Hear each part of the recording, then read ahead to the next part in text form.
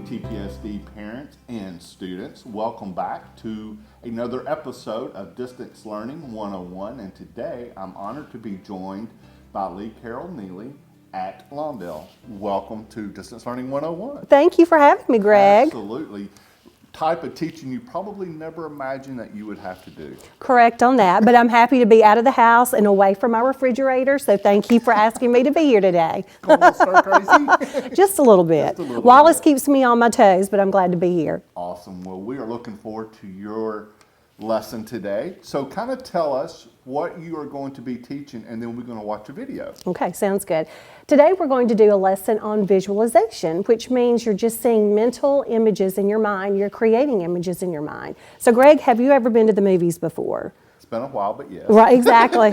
Can't wait to get back. Right. So when you're in the movie theater, what you're doing is you're sitting there in the audience and you're looking at the movie screen and you're watching those pictures on the screen come to you. So that's what you're going to do today. As we read our story, you're going to create those mental images in your mind and just see the pictures in your mind today. All right, now what's this video we're about to watch? What is... The video today is about visualization, and it's just an introductory video that I would show in my classroom to my students so my kids can better understand what our lesson is going to be about today. Awesome. All right. Well, hit the play button and we shall watch a video this morning. All right. Hi friends, today's lesson is all about visualizing. Ooh, what does that mean? Well, let me tell you a story. The other day I went and did something that's so fun. I went to the movies with all of my friends. I was so excited, and the movie was just getting really, really good. But then I drank too much. I had to go to the bathroom. I said, hey friends, how am I go to the bathroom? Tell me everything I missed, and out I went. When I came back, I said, okay, tell me, what did I miss? And my friend sitting next to me, Alan, said, oh, well, you just missed a unicorn. I didn't see the unicorn on the screen, so I thought about what the unicorn probably looked like. Oh, beautiful. And then Alan said, no. The unicorn was white with rainbow hair. Oh, okay, let me change that picture in my head. Okay, there it is. Yeah, he's cute. No. The unicorn was white with rainbow hair, but it was kind of like jumping. Oh, okay, well that one doesn't look like he's jumping. New picture in my head. Oh, there he goes. Oh, that one's even more beautiful, and it is jumping. And then he said, well, actually it was more like a baby unicorn with like a grayish face. Okay. More like that picture in my brain? Yes, that was exactly it. That's kind of exactly what the unicorn looked like. Okay, well thanks, Alan. Thanks for giving me such a good description so I could make the picture in my head match what you were saying. Hey, that's visualizing. Our learning goal says, I can visualize while I read. Visualize means to make pictures in your head. Now, how do you do that? When you're making pictures in your brain, it's just like having a little movie playing in your brain when you read the words. Now, what you want to do is you want to read the text and then try to picture that in your brain so that it matches what you just read. Let's practice. The kitten sat by the apple tree. Okay, so, friend, what do I need to visualize, or what picture am I putting in my head? Yeah, the kitten sat. So I'm going to need a sitting kitten. So cute. The kitten sat by the, what did he sit by? Oh, the apple tree. So I should probably put an apple tree in my brain. Oh, that looks exciting. So the kitten sat by the apple tree. Let's read the next sentence. An airplane flew overhead. Oh, an airplane. So what do I need to add to my picture in my brain? Yeah, that picture of the airplane. And did the airplane just like hang out in the sky? No, it flew overhead. Look, this is where it becomes a movie in my brain. Because the kitten is sitting by the apple tree. It's not moving a lot, but that airplane should be flying. Yeah. Do you see how I just used a little picture in my brain? And it matched exactly what I read. The kitten sat by the apple tree. An airplane flew overhead. Yeah, perfect. Visualizing is just making pictures in your brain. Our learning goal says, I can visualize while I read. The reason why we do that is because we can make connections and to better understand what the author is telling us with its words. Now, even if there are pictures in the book, sometimes I like to make my own pictures in my brain. All right? So when you read, make sure you're visualizing. Well, that was a cute video to watch. So I'm at the movie, I see the movie, and then I'm to comprehend the movie. Exactly. So what visualization does, it just helps you visualize what you are reading from the text. See, you can see pictures in your mind, and it's going to help you better comprehend the story. At what age do kids start really comprehending what they're reading? Well, we would like for that to happen at an early age, but so often it doesn't. And so we run into children that do have trouble comprehending their story. But if you can make a connection to your text and put yourself in the place of the text and, visualize what you're reading, then that's going to help you better comprehend your story, making those connections. Gotcha. So while parents are watching this video, you will have exercises kind of for them to do to be able to help their children? Yes, That? yes. Great. All right, well, let's dive in and let's get started. I understand you're putting me back in the classroom. You're going to be my guinea pig today, Greg. You are my student in Miss Neely's room. So these are the materials that you're going to need. If you have just plain white paper, just copy paper, this size will do. Or if you have larger size white paper, this is even better because we're going to fold this up and make sections out of it. And then, of course, you are going to need a pencil with a little trusty eraser, and markers or colored pencils or crayons, whichever you would prefer to use. So first, Greg, I want you to take your piece of paper. Now, understand, when I was in school, we got penmanship grades, and I was always at the low end of the penmanship grades. Stick figures, I got. Anything else? Not so much. Well, the thing about this exercise is you don't have to be a professional. Good. Everyone visualizes in a different way. Right. So what you do can't be compared to what I do because the way you see things and the way I see things are going to be totally different. So don't worry about it. Okay. Don't worry about that at all. All right, take your piece of paper and you're going to fold it one time. Like a book. Like a book. You're exactly right. So as a teacher, do you want to see different ways of comprehension, or is there kind of a common theme even if I get from point A to point B a little different than you do? Well, everybody has a different road to reading, but if you're just only recalling words, then you are not comprehending. Okay. You have to be able to make connections to that text. Gotcha. So you have to read the words and understand what you're reading. That is comprehending. Gotcha. If you're only recalling words, that is not comprehension. Right. But yes, we want everybody to be able to read, recall words, and comprehend. Now you're going to take your piece of paper and you're going to fold it one more time. Are we making snowflakes? No, not snowflakes today, even though it is a little chilly outside. And then you're going to open up your piece of paper, and then you're going to have 4 sections. Look at there, magic. It is magic. All right, take your pencil, okay, and we're going to number each section. So in your first box, just put a 1. At the top? Right. In your second box, put a 2. And then at the bottom, put a 3. And then put a 4. So when you have your sections numbered, it should look like this. Did I do good? Did I pass? You did great. You have wonderful penmanship. Wonderful. Okay, Greg, I'm going to give you some colored pencils. Okay. Now, some kids like to use markers, and that's fine. Other kids like to use crayons. I love a colored pencil, so you can use your colored pencils today. Now, you're going to start out with your pencil. And then as we read, you are going to be able to use your colored pencils to go in and to color. Okay. So today, now I don't want you to look at my book. I'm only going to show it to the kids at home. Today we are going to read a story called The Spooky Tale of Prewitt, Peacock by Bill Peet. He is the author and the illustrator. And Bill Peet does a wonderful job of bringing these characters to life through his illustrations. That's why I chose this book, because his illustrations are wonderful and it just makes the words just jump off the page to the kids. So we're going to use this story today. And in this book, it's about a peacock named Prewitt. And he's a little self-conscious about one of his body parts. But in the end, it's this one body part that saves the day. Nice. I know. It's kind of about self-confidence and just loving who you are and loving everything about you. So I think it's a good little story to read during this time. Right. So have you ever seen a peacock before? I have. Can you tell me about a peacock? They're very loud. Yeah, they are. They are. They are beautiful, many colors, and then when they do their call, their feathers come out, and their feathers are just absolutely gorgeous. Right. They're kind of cocky too. They are a little cocky. So that's the one thing about the feathers that we're going to really talk about today, because that's kind of the whole premise of our story today.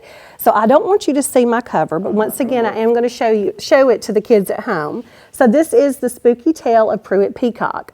And what we're going to do is I read, you are going to listen to the words that I read to you, and you are going to draw what you hear me say. Now, our focus is on Prewitt. So Prewitt the Peacock is the only thing you're going to draw. You're not going to draw any background. You're only going to draw Prewitt the Peacock. So go ahead, and in your mind, I want you to get a mental image of what a peacock looks like. Okay, I got that. You got it? I got it. But what we're going to do first, before we really get into it, we're going to take a quick break. Sounds good. And then when we come back, we're going to bring Prewitt to life. We're going to bring him to life. Can't wait.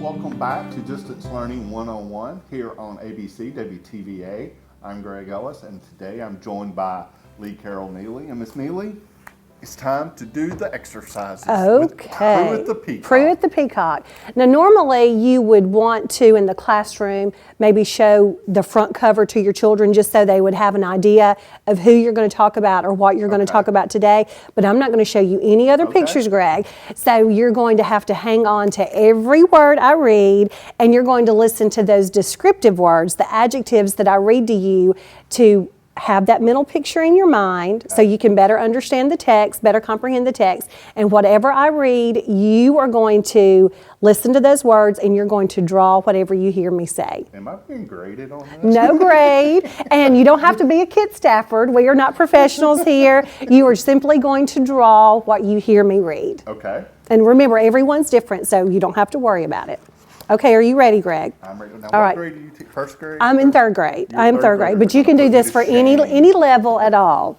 Okay, Prewitt was a wild peacock who lived far out in the jungle where most wild peacocks live. However, Prewitt was not as proud as a peacock, for he had nothing at all to be proud of.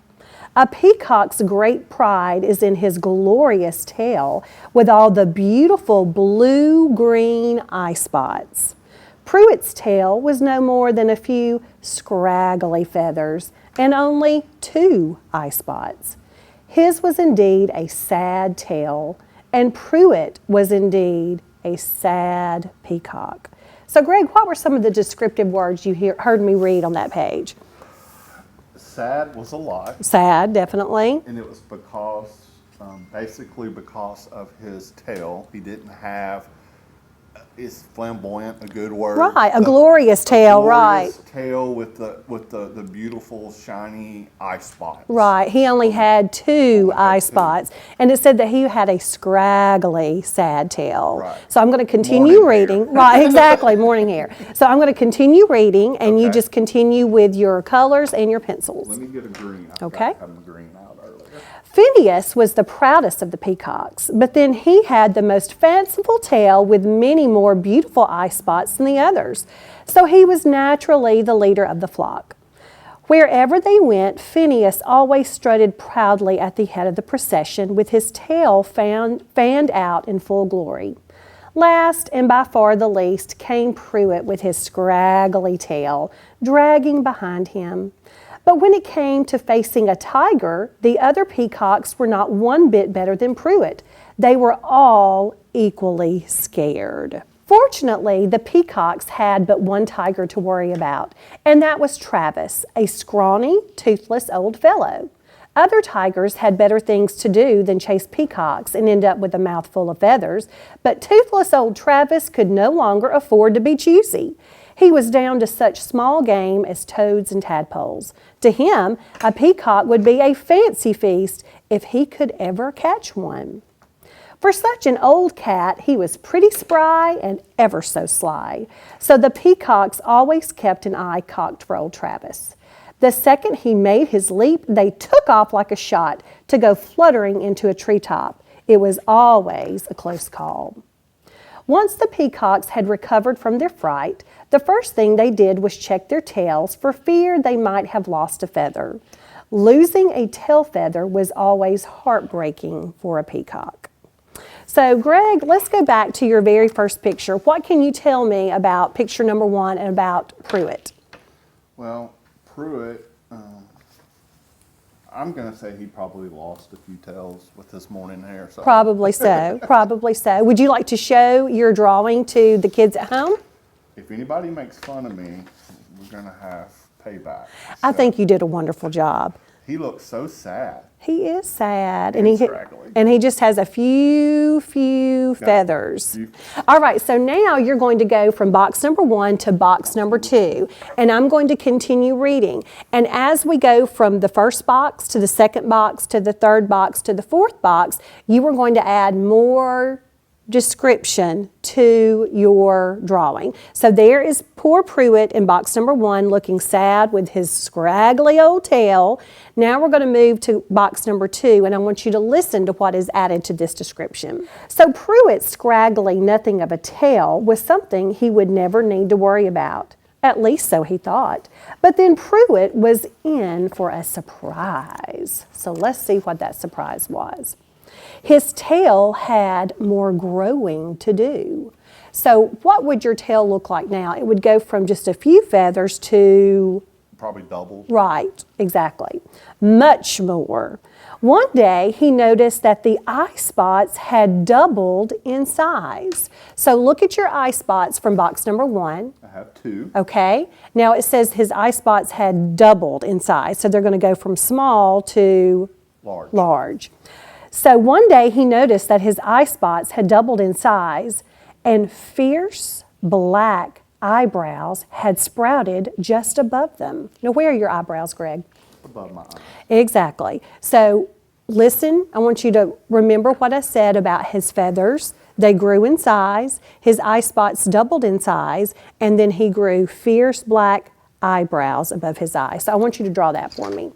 So remember, the whole purpose of doing visualization is this helps your students be able to remember what they've read, and that will help them comprehend the text. It's all about making connections and not just recalling words, but remembering what you've read. I love this exercise. It does. Of course, you put me on the spot. I have to pay attention otherwise. Well, exactly. You wouldn't know what the lesson's all about. And a lot of times in the classroom, kids will go, oh, I can't draw, I'm not a very good artist. And it's not about being a professional artist, like we said. It's just about being able to draw what you have heard someone read to you. If you can comprehend and remember what's being read to you, then you'll comprehend the text. It's like building a sentence. Exactly. Exactly. Okay. All right, so we've gone from the first box to Prewitt and his sad-looking tail. Now, what have you done differently in the second box, Greg? Right, well, Prewitt has gotten some new feathers. Okay. He has his signature eye shape Okay. has doubled in size. Right, his eyes have doubled. And he's gotten the bushy eyebrows. Okay, would you like to turn your picture around to show the kids at home? Show and tell time. Very good. Now, for time purposes, we only did the feathers. That's right, we're only doing, that's right. If we were in the classroom, we would do the whole body, but for today, we're just doing the tail feathers. Okay, now we're going to go to box 3. Now, Prewitt's feathers are going to change just a little bit more, so I want you to listen now to what it says. And yet, that was not the end of the tail. It continued to feather out. So if your tail is going to continue to feather out, you're going to be able to draw more feathers. And it's going to be wider. Exactly. Before long, a jagged mouth appeared just below the enormous eyes. And then finally, out sprang a pair of feathery arms with wildly clutching claws. So in this part of the text, it talks about how Prewitt's tail had gone from just a few feathers to many more feathers, and his eye spots had doubled. He had grown eyebrows above his eyes, and then out sprang a pair of feathery arms with wildly clutching claws. So as you're drawing that, I'm going to continue to read, Greg. Is that okay with you? That's beautiful. "My tail has gone wild," exclaimed Prewitt. "It's turned into a green-eyed monster. What a terrible tail." But then after all, he sighed, "I grew it, so I suppose I'll just have to get used to it. I only hope the other peacocks can too. The other peacocks paid so little attention to Prewitt that a week had passed before they discovered his tail had gone wild. When they did, it hit them all at once. They let go with such terrified shrieks they could all be heard all the way to Mandalay. It took 10 minutes for Phineas to settle them down. Then in a fury, he turned to Prewitt. "What's come over you, Prewitt? What on earth have you done to your tail?" he squawked. "Nothing," said Prewitt. "It just grew this way." "The thing is downright spooky," said Phineas. "It gives me the creeps." "Well, it gives me the creeps too," said Prewitt, "but what can I do?" "Well, keep it to yourself," said Phineas. "Hold it down. Living out here in the jungle is scary enough without that spooky tail of yours popping up." Okay, Greg, what have you added to your description? All right, well, we have, they branched out. They branched out more. I got the eyebrow thing and a mouth. A mouth? I haven't gotten to. Okay, you're still drawing. Well, I will continue to read as you do your mouth. Keeping his tail down was no problem for Prewitt. Since he was not the least bit proud, letting his tail drag the ground had been a long time habit. But this was entirely a different tail, and not one bit droopy. It was springy. So one afternoon, to Prewitt's surprise, up it sprang, and there was Phineas, and Phineas was furious. Now remember, Phineas was the leader of the peacocks. "Prewitt," he shrieked, "what did I tell you?" But, stammered Prewitt, "it's nothing but a bunch of feathers, and feathers can't hurt anyone." "Feathers or not," said Phineas, "it scares the wits out of us. So you either get rid of the thing or you have to leave the flock. Take your choice and let me know first thing in the morning." What a terrible decision he's going to have to make. Okay, so let's go back and let's look at your drawing. So turn your paper around and show the kids at home. There's the face. In box number 1, you have Prewitt's sad-looking tail. In box number 2, you can see that he's gotten more feathers with bigger eyes. And in the third picture, you see he's gotten eyebrows and a what? A face. More of a face. That's right, more of a face underneath. Because of time, That's right. we're about out, so I'm not going to be able to draw. That's fine. So if you want to just real quick tell us how this ends and how this works to Prewitt's advantage. Well, I said in the beginning of the story, you know, Prewitt was very self-conscious about his tail because it was a sad, scraggly looking tail. But because it grew and because the feathers got larger, the eye spots got larger, he grew a mouth and he grew eyebrows and he grew more feathers that looked like wildly clutching claws, he was able to chase the tiger out of the forest and the tiger did not eat them. So Prewitt went from being the saddest peacock to being the proudest peacock in the flock. He was the hero. So one way you can use this in the classroom to assess whether your children have understood what you read, you can have mini conferences with your students and let your students explain to you what happened in box 1 and then what happened in box 2, box 3, and then box 4. Other than that, you can just walk around and you can monitor your students as you're reading the story and see what they've drawn. Well, Miss Neely, this was great, and you know it's going to help with the comprehension which is the goal. That's right. That's right. The exercise, and you can use any book and have fun with it. Exactly. I'm not a drawer, but I actually had fun doing this. Like I said, you're no Kit Stafford, but you did a great job, Greg. A very good job. Imaginary Kit Stafford. Well, I hope you parents at home have some wonderful books that you can use with your kids at home, and I would love to hear the books that you're using. So if you want to email me at lcneely@tupeloschools.com and let me know the books that you've used at home with this strategy, I would love to hear from you. Thanks again for joining us today for Distance Learning 101. I'm Greg Ellis. Have a great weekend.